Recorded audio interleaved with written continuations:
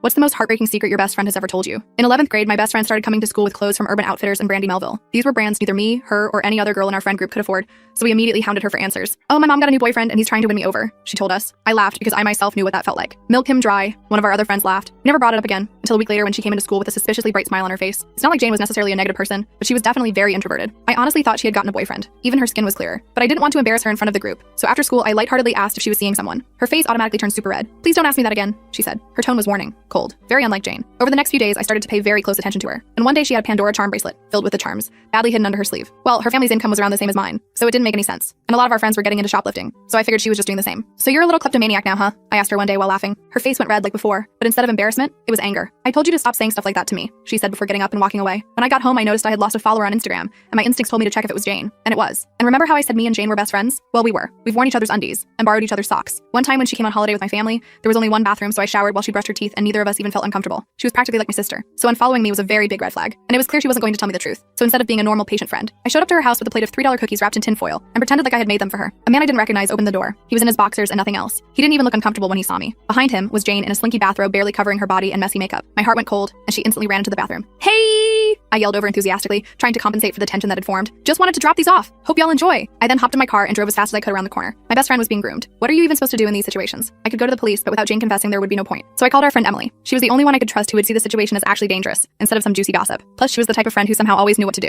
And this time was no different. She said we need to convince Jane that what is going on is very wrong, and she is being groomed. Well, at the end of the month, Emily was due to present a project in class about the dangers of the online world. She told me to trust her and try to win Jane's trust back in the meantime, so I did. The next day at school, Jane was super tense, and I could tell she was waiting to see if I'd bring it up. After she realized I wasn't, she acted warm to me. It was like old times. From there, I noticed that she stopped trying to hide her ever-growing collection of bougie jewelry, that she started wearing a locket every day that had a photo inside. It felt like Emily's presentation couldn't have come soon enough. She started off with cyberbullying and sharing passwords, so I had no idea where it was going, until she got to online grooming. She dedicated an entire slide to older people finding younger people, sending them money, and pretending like they loved them in order to receive favors. It was perfect because not only did the entire class gasp in disgust, but the teacher even chimed in to say how unacceptable this behavior was. The entire time I watched Jane like a hawk. I saw her slowly become more uncomfortable, bouncing her leg up and down super fast and biting all her fingernails off. I knew things were getting really good when she asked to go to the bathroom and ran off crying, because I knew it was for her own good. But as soon as lunch started, I got the text. Jane was spamming me asking me to meet her in the bathroom. I found her clutching her legs to her stomach in the cubicle. Her face was completely red and she couldn't even breathe. "Michaela, I stroked her hair waiting for her to finally blurt it out. 'I'm pregnant.'" My jaw dropped. I pulled away from her slightly to see if she was joking. I couldn't even say the word stepdad, but she nodded anyway. I hugged her super tight and just reminded her that we were in this together. This made her loosen up a little. The rest of the full story is on my channel and linked below.